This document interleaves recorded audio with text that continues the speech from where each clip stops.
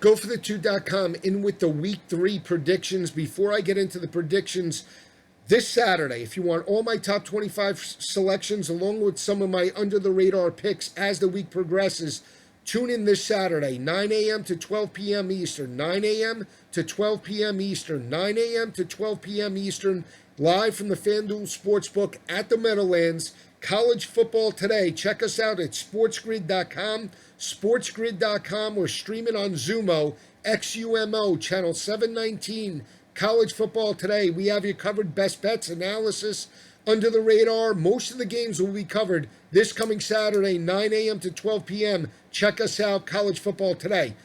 My selections start on Thursday night with the ACC battle, Wake Forest and North Carolina. Both teams are 2-0. You look at North Carolina, they covered week 1 as an 11.5-point underdog to South Carolina. They backed that up with a come-from-behind win last week in Chapel Hill. They were down 25-20 before Sam Howell and the crew rallied with a last-second touchdown in the corner to give the Tar Heels the 28-25 outright win and give Miami an 0-2 start for the first time since 1978. When you look at this offense led by their freshman quarterback Howell, they're averaging 159 rushing yards per game, and he's played very well in the passing game, completing over 60% of his passes, 519 yards, 4 touchdowns, no interceptions.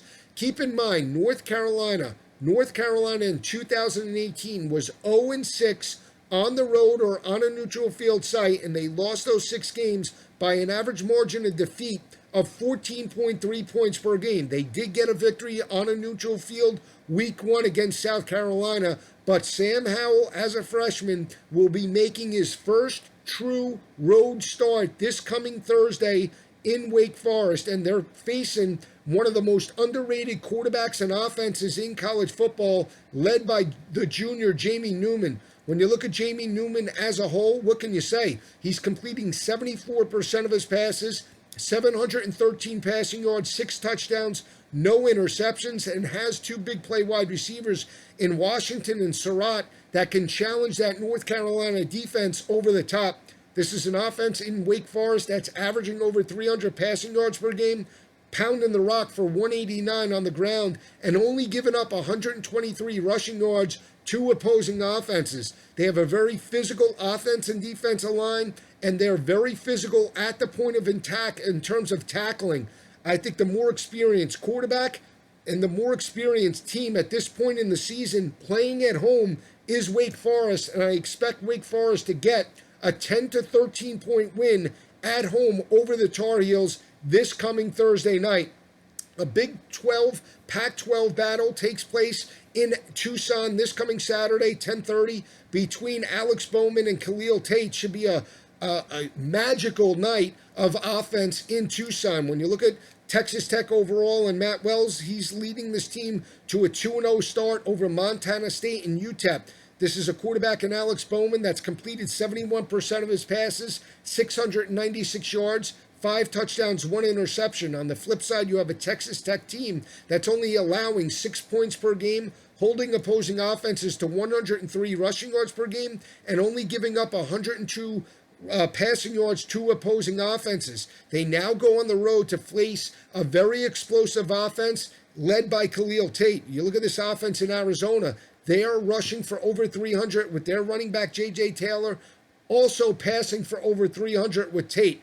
You look at this defense for Arizona, giving up 114 rushing yards per game, but they are allowing 404 passing yards to opposing offenses. But this is the weekend that they get healthy. I give the coaching advantage, even though some people might not like Kevin Sumlin. He does have the coaching advantage at home over Matt Wells, and in my opinion, does have the more experienced team. I look for Arizona to run the football, to keep Bowman and that offense on the sidelines. I think they win big in this ball game. Arizona gets the victory by 17 points at or more as an underdog this coming Saturday. Another battle takes place within the Big Ten. You have a team in Ohio State that has defeated Indiana 24 straight times. Yes, 24 times they've won over Indiana straight. Last loss by Ohio State came in 1988. They had a tie in 1990 and won this ball game 49-26 last year. They now go on the road to face a very physical group in Indiana. Ohio State, they've won those 24 games by an average margin of victory of 20.9 points per game. 20.9 points per game, and got a win last week over a very blue-collar group in Cincinnati. But you have a quarterback in Justin Fields that will be making his first true Big Ten road start this coming Saturday in Bloomington against a team that's playing very well right now in Indiana. Indiana is getting good quarterback play out of Penix and Peyton Ramsey. Peyton Ramsey last week completed 92% of his passes, completed 13 of 14 passes, 2 touchdowns, no interceptions. Penix is more of a mobile quarterback as well, so keep an eye out for that heading into this ball game against Ohio State. When you look at the running backs, Stevie Scott playing very well. Look for the game plan last year against Penn State. If you want to get an understanding about how I think this game will play out, pop in that game at home, Indiana at home against Penn State. They were able to establish the line of scrimmage with Stevie Scott and keep Trace McSorley on the sidelines. That's what I think can play out in this matchup against Ohio State. I like the way Indiana's playing in terms of their secondary. They're forcing turnovers, playing man-to-man coverage as well, which will allow Tom Allen to utilize blitz packages and force Justin Fields into short to intermediate throws to allow Ohio State to work down the field. I don't think you'll see a lot of explosive plays. Ohio State wins, but I think it's very, very close, calling for a 10-point Ohio State victory this coming Saturday, 38-28 over the Hoosiers in Bloomington. Another big battle takes place in the ACC. It's between Florida State and Virginia. Florida State needed double overtime to knock off Louisiana Monroe 45-44. The kid missed an extra point, otherwise they might still be playing. This game comes down to 2 factors. When you look at Florida State over the last couple of years outside the loss week 1 to Boise State, in 2017 and 2018, Florida State lost 13 games.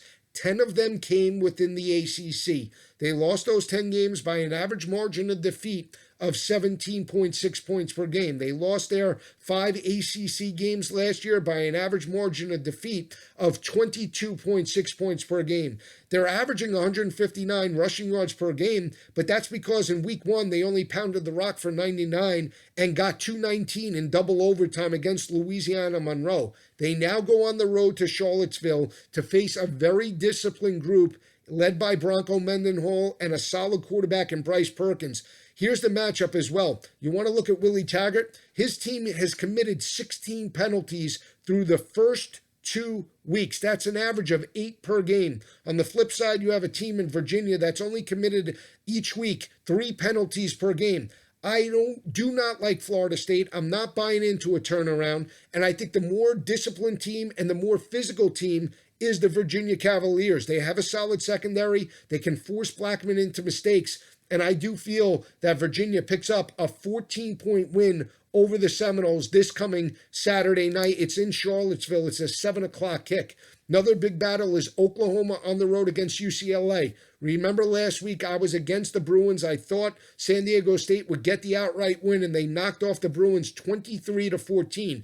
Everybody thought because of the 19 starters that UCLA had to start the season 2-0. They had to start the season 2-0. They have 19 starters. That just equates to wins. Well, if those starters aren't very good and they make mistakes and they lose the turnover battle each and every week, guess what? You're going to lose football games. But this is the type of game that Chip Kelly covers, and Chip Kelly has his team up for because the game is on a national stage. They're playing Jalen Hurts, a Heisman Trophy candidate frontrunner. Nobody believes UCLA can win now because they lost the first 2 weeks. This is a UCLA defense that is losing the turnover battle for the first 2 weeks. They're -4 in turnover margin. Lost -2 week 1. against Cincinnati, -2 last week at home against San Diego State. But I think the cross-country trip for Oklahoma, from Oklahoma to UCLA, could play into this matchup, even though it's a night kick. And I think UCLA will be more disciplined now that they've started 0-2. When you look at this team as well, they can play man-to-man coverage. The secondary's only given up 164 passing yards per game. I look for Dorian Thompson-Robinson to make plays outside the pocket and keep Jalen Hurts on the sidelines. Look for Joshua Kelly to get involved as well. I look for some trick plays out of Chip Kelly in this ballgame. When you look at the flip side for Oklahoma, what can you say? But Jalen Hurts is playing fantastic. He's completed 82% of his passes, 6 touchdowns, no interceptions, playing very well within the system, and is showing leadership in leading this offense and having his players and teammates buy in around him. I really think it's a great story. I think Oklahoma wins this ball game, but I think it's within the number 17 points, 34-17.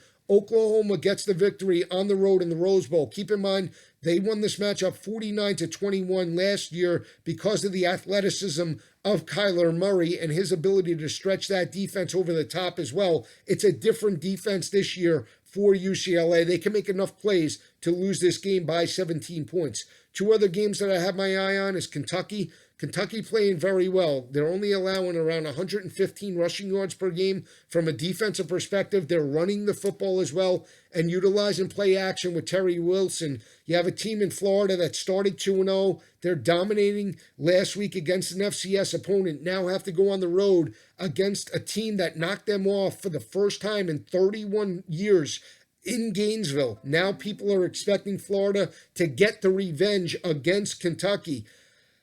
This ball game, to me, is going to be very close. I think Kentucky can run the football, keep Felipe Franks on the sidelines. I think Mark Stoops has gotten his team to buy in. They believe they can beat Florida. They get the victory. 23-20 over Florida. I'm not sold on the physicality of the Gators. Even though they showed up last week, it was an FCS opponent. I think the more physical team at the point of attack is Kentucky. They get the outright win for the second year in a row, 23-20 over the Gators this coming Saturday. Another battle takes place, Big Ten versus the Pac-12. It's Michigan State. It's Arizona State. Arizona State does not look good. They knocked off Michigan State last year, 16-13, but that was with N'Keal Harry. That was with Manny Wilkins. Now they have to go on the road to face a red-hot Michigan State team that dominated a very good Western Michigan team at home. They were able to run the football, contain Wasnick, contain Bellamy in that offense, and now face Arizona State making the cross-country trip to East Lansing. But I like Arizona State here. I think they're able to run the football with Eno Benjamin. I like the front seven. I like the linebacker play of Robertson to contain Lewerke in the rushing attack. I'm still not buying in to the offensive success for Michigan State.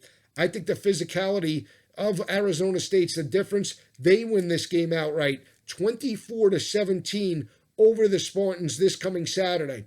If you want all the predictions, you want all the analysis, tune in this Saturday, 9 a.m. to 12 p.m. This Saturday, College Football Today, sportsgrid.com, or go to Zumo TV, channel 719. Tune in this coming Saturday. We'll see you then.